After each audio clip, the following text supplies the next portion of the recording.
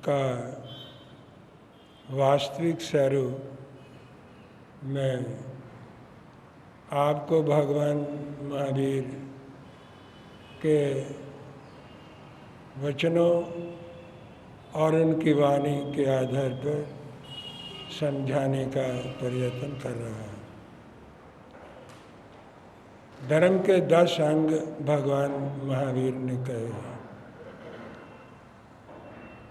धर्म का दूसरा अंग है मुक्ति अर्थात निर्लोभता।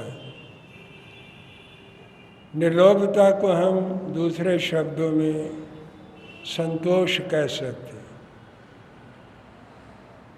जिस व्यक्ति में संतोष का अभाव होता है उस व्यक्ति में लोभ अधिक रहता है। अगर निर्लोभता धर्म का अंग है तो लोभ पाप का मूल है, और लोभ की स्थिति में व्यक्ति के जीवन में संतोष नहीं रहता। अगर हमने निर्लोभता के स्वरूप को समझना है तो लोभ के स्वरूप को भी समझना पड़ेगा। लोभ क्या है?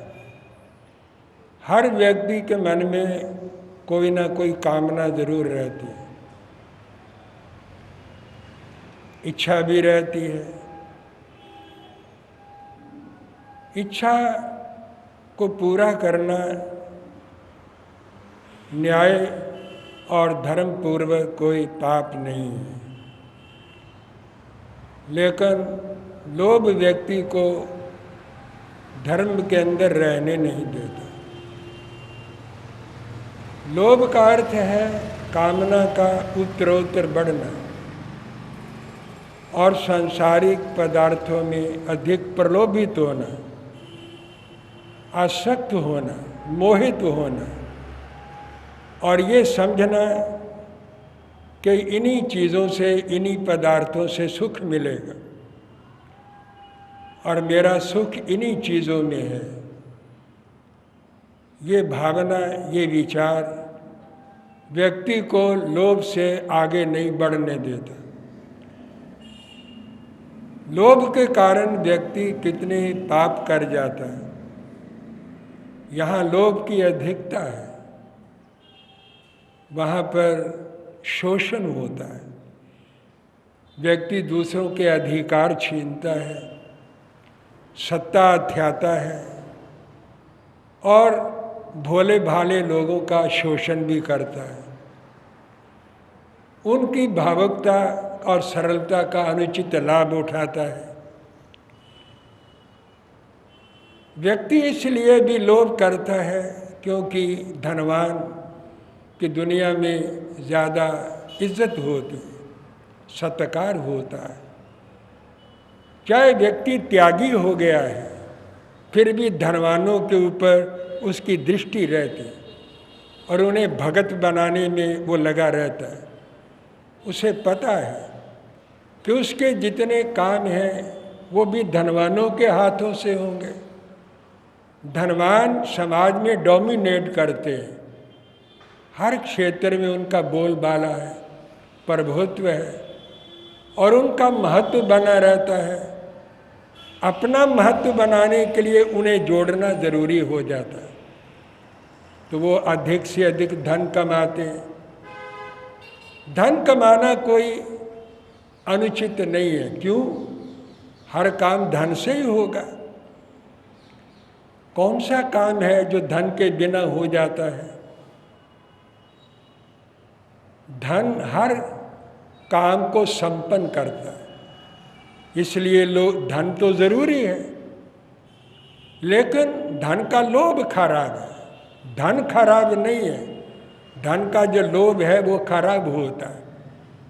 लोभ का पता कुछ बातों से लगता है। लोभी व्यक्ति अन्याय करता है, शोषण करता है, संग्रह करता है, संचय करता है और कंजूस भी होता है, कृपण भी होता है, उदार नहीं होता है। कुछ लोग कहते हैं हम इसलिए कमाते हैं कि हम दें, लेकिन लोभी दान नहीं कर सकता, लोभी दान कर ही नहीं सकता और उसका लोभ त्याग करने ही नहीं देता, सहायता दूसरे की करने ही नहीं देता, उसका हाथ आगे बढ़ता ही नहीं है। जेब में हाथ डाले तो जेब में ही रहता है, उसका अपना हाथ भी जेब से बाहर नहीं निकलता।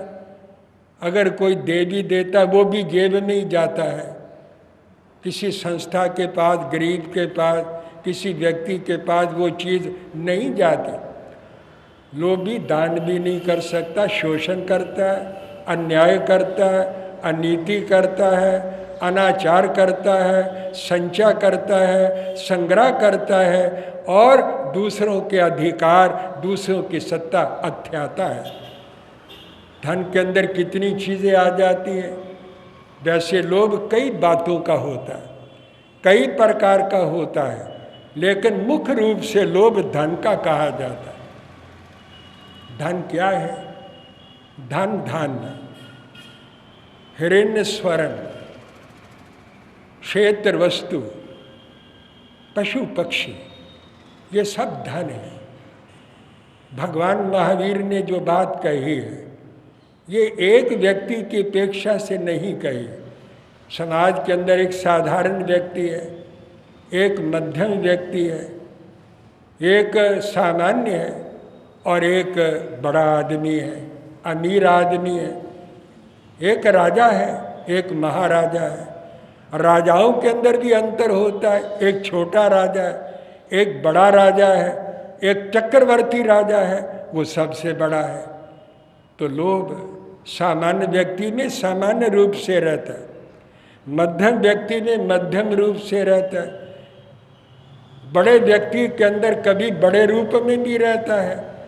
राजाओं के अंदर लोभ ज़्यादा होता है और चक्रवर्ती के अंदर तो बहुत अधिक लोभ होता है। भरत चक्रवर्ती था, अपने भाई के साथ उलझ गया, बाहुबली के साथ। बाहुबली के पास एक छोटा सा राज्य था, छोटा सा एक नगर था, राज्य भी क्या, छोटा सा एक शहर था उसके हाथ में। वो भी हथियाने की उसने कोशिश की और बाहुबली को उसने कहा ये राज्य मुझे दे दो, नहीं तो युद्ध के लिए तैयार हो जाओ। उसने नम्रता से कहा ये राज्य पिता अपने जीवन काल में मुझे दे गया है, आपकी इसके ऊपर भी नज़र है। उसने देने के लिए वो तैयार नहीं हुआ, दिया नहीं, युद्ध का बिगल बजा दिया, भाई के सामने खड़ा हो गया। इससे पता लगता है जब लोभ होता है भाई भाई नहीं रहता, भाई के साथ उलझ जाता है, लड़ने के लिए तैयार हो जाता है। वो लोभ ही है जो छुपाव रखता है, भेदभाव रखता है, भाई से भाई का छुपाव रहता है, स्त्री का पुरुष से छुपाव रहता है, पुरुष का स्त्री से छुपाव रहता है, पुत्र पिता से छुपाव रखता है और पिता पुत्र से कुछ बचा करके रखता है। मैं उड़ीसा में चतुर्मास कर रहा था, एक राजस्थानी परिवार वहाँ रहता था। मैं ये संस्मरण दे रहा और ये प्रेरक है। माता जी वो जब कभी देश जाते थे तो यहाँ से यहाँ तक आभूषणों से लद करके वो अपने देश को जाया करते। अमीर आदमी थे, अमीर परिवार था, बहुत कुछ उनके पास था, तो आभूषणों से लद कर वो अपने देश को जाती थी। साल 6 महीने के बाद चतुर्मास में जाने का भी मौका बन गया। मंगल पाठ सुनने के लिए वो स्थानक में आई, बोली महाराज मंगल पाठ सुना दो, देश जा रही, देखो मेरे पास कितने आभूषण हैं, मैं सही सलामत घर पहुंच जाऊं, ऐसी मंगली सुना दो कि मैं सही सलामत घर पहुंच जाऊं, क्योंकि लोगों की नज़र रहती है आभूषणों पर, सोने पर, धन के ऊपर, लालची लोगों की निगाह गड़ी रहती। मैंने कहा माता जी ये क्यों खतरा लेके जा रहे हो, यहीं रख जाओ ना तिजोरी में।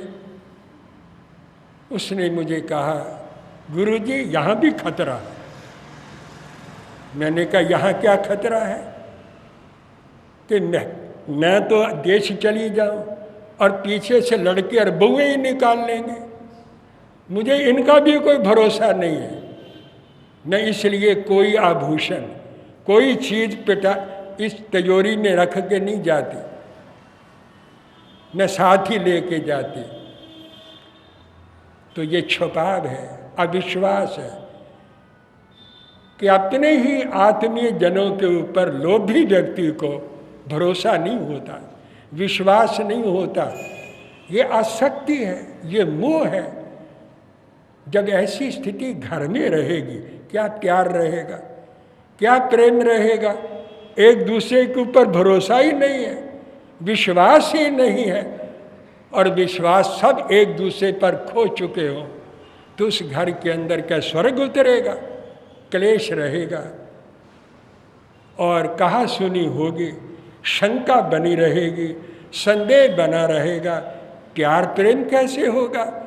प्रेम तो शंका को बर्दाश्त ही नहीं करता। या शंका और संदेह होता है, वह प्यार और प्रेम रह ही नहीं सकता। मैं सोचने लगा कि ये लोभ का कैसा प्रभाव है। और ये कामना कोई आज की नहीं है। लोग कहते कलयुग आ गया, कलयुग आ तो गया है, लेकिन भौतिकवाद हमेशा रहा है। कोई ऐसा युग नहीं था जबकि भौतिकवाद का प्रभाव व्यक्ति के चित्त के ऊपर नहीं था। क्या भगवान महावीर का युग बहुत अच्छा था, बुद्ध का युग बहुत अच्छा था, भगवान राम का युग बहुत अच्छा था। अच्छाई भी हमेशा रही है और बुराई भी हमेशा रही है। अगर राम रहा तो रावण भी रहा है, अगर धर्मराज युधिष्ठिर रहा है तो दुर्योधन भी रहा। ये अच्छाई बुराई साथ चलती रहती, लेकिन ह्रास और विकास होता रहता। ये काल का प्रभाव है। कौन सा युग है जब भौतिकवाद नहीं था? पहले भी भौतिकवाद था, आज भी है। लोग कह देते हैं, लोग हमेशा अतीत की प्रशंसा करते हैं, वर्तमान से असंतुष्ट रहते हैं, और जो भविष्यत काल है उसके प्रति शंकाशील रहते हैं। पता नहीं भविष्य कैसा होगा, उसके प्रति संदेहशील, शंकाशील बने रहते हैं। और जो अतीत गुजर गया है वो आपके साथ उसका संबंध नहीं था। जिनके साथ अतीत का संबंध था तो आज है ही नहीं। अतीत कैसा था ये उनको पता जो दुनिया से चले गए। आप तो केवल इतिहास पढ़ते हैं, किताबें पढ़ते हैं, और जो वर्तमान में जी रहे हैं वो वर्तमान से असंतुष्ट हैं। उन्हें संतोष नहीं, हर वक्त भर्त्सना, निंदा। वक्त बड़ा खराब आ गया है, वक्त बड़ा खराब आ गया है। वक्त तो खराब आ गया है तो ये वक्त का प्रभाव है। लेकिन आप क्यों खराब होते हैं? वक्त तो जड़ है, ना किसी को अच्छा करता ना खराब करता। अपने अंदर श्रद्धा हो, विश्वास हो, धर्म के प्रति निष्ठा हो, तो व्यक्ति इस कलयुग के अंदर भी अपने आप को बचा करके रह सकता है। वो युग जिसकी आप प्रशंसा करते हैं कितना अच्छा था। पशु बलियां चलती थी, नारी को कोई अधिकार नहीं था। स्त्री शूद्र न अधीयता, स्त्री को और शूद्र को पढ़ाना नहीं चाहिए। ब्राह्मणों ने इस प्रकार के सिद्धांत बना दिए थे। किसी को विकास, उन्नति करने का अधिकार नहीं था। सती प्रथा तो अभी अंग्रेजों ने दूर की है। कितना अन्याय और कितना अत्याचार इस प्रथा के आधार पर किया जाता था। वो युग बहुत अच्छा था। किसी को बोलने का अधिकार नहीं था, कोई बोल नहीं सकता था, कोई घूम फिर नहीं सकता था, शिक्षा का कोई प्रचार नहीं था। आज तो शिक्षा का प्रचार भी है, स्वतंत्रता भी है, आज़ादी भी है, हर व्यक्ति बोल सकता है, अपना दुख कह सकता है, सबको न्याय मिलता है। भौतिकवाद पहले भी था, आज भी है, लेकिन पहले का युग भी अगर कंपैरिजन करें तो कोई इतना बहुत अच्छा नहीं था। आज तो बहुत अच्छी बातें आ गई। व्यक्ति का दिमाग बढ़ गया है और उसको सोचने का अधिकार है और वो सोचता भी है। क्या लोग पहले बहुत सुनते थे? पहले भी मैंने सभाएं देखी है, आज भी लोगों को श्रद्धा है, आज भी लोग सुनते हैं। ज़्यादा सभाएं, बड़ी बड़ी सभाएं लगती हैं और हर व्यक्ति सुनता, मनन भी करता है, चिंतन भी करता है। और क्योंकि उसके पीछे एजुकेशन है, शिक्षा है, उसका चिंतन बढ़ गया है, बुद्धि बढ़ गई है, विचार बढ़ गया है और उसके अंदर सोचने की क्षमता आ गई है। अपने हिताहित को वो ठीक समझता है। ये बात नहीं कि आज के युग के अंदर अच्छाइयाँ है ही नहीं, आज के युग में भी अच्छाइयाँ। हाँ, एक बात मैं ज़रूर कहूँगा, सतयुग के अंदर सत्य का प्रभाव ज़्यादा होता है। वहाँ पर धर्म के 4 चरण रहते, त्रेता के अंदर धर्म के 3 चरण होते, द्वापर के अंदर धर्म के 2 चरण होते और कली काल के अंदर धर्म का 1 चरण रह गया। धर्म का ह्रास हुआ, शुभ का ह्रास हुआ, शुद्ध का ह्रास हुआ है, नैतिकता का ह्रास हुआ है। धर्म का ह्रास जरूर हुआ है, लेकिन हर चीज़ का विकास हुआ है। और अगर और ये भी काल का, समय का प्रभाव है। सनातन धर्म ने युगों की व्यवस्था की है, जैन धर्म ने आरों की व्यवस्था की है। ये आरा, पंचम आरा चल रहा है, दुखम आरा। आज दुख है, अगर आज जो आरा आने वाला है, युग आने वाला है, जैन धर्म के मुताबिक वो दुखम दुखम है, महादुख आएगा। आप रोक नहीं सकते। हर शुभ का ह्रास है और अशुभ की उन्नति है, विकास है। ये एक गिरावट समय के प्रभाव से आ रही है, लेकिन अन्य क्षेत्रों के अंदर अगर आप देखें तो कोई ऐसी बात नहीं है कि हम अतीत को अच्छा कहें और वर्तमान को हम बुरा कहते रहे। बुरा यही है कि हमारी निष्ठा धर्म के ऊपर थोड़ी कम होती जा रही है। हाँ, अगर निष्ठा है भी, आचरण नहीं होता। क्यों आचरण नहीं होता? एक व्यक्ति आचरण करना चाहता है लेकिन आचरण कर नहीं पाता। उसके चारों तरफ जो लोग खड़े रहते हैं, पड़े रहते हैं और वो जिन लोगों से घिरा रहता है वो सारे धार्मिक नहीं होते। कलयुग के अंदर यही दोष है कि पापियों की अधिकता ज़्यादा है। एक सज्जन, एक निर्लोभी, एक संतोषी व्यक्ति को अगर धर्म का पालन करना पड़ता, वो ईमानदारी से रहना चाहता है। लेकिन अन्य ऐसे लोग उसके चारों तरफ घिरे रहते हैं कि वो उसको धर्म का पालन करने नहीं देते, ईमानदारी से रहने नहीं देते, क्योंकि ऐसे लोगों की बहुलता हो गई है इस कलयुग के अंदर। ये एक कमी इस समय के प्रभाव से इस दुनिया के अंदर ज़रूर पैदा हुई है, लेकिन कामना तो हमेशा रही है। ये सूत्र जो भगवान महावीर ने कहा, स्वर्ण रूपस्सु पव्या भवे सियाहु कैलाश समा असंख्य नरस लुद्धस्वि न ते ही किंचि इच्छा हो आगाज सना अनंतिया। ये सूत्र आज का नहीं है, हजारों वर्षों का है। इसका मतलब हजारों वर्ष पहले भी लोग लोभी थे, संतोषी नहीं थे। कामना, वासना का वास उनके हृदय के अंदर भी था।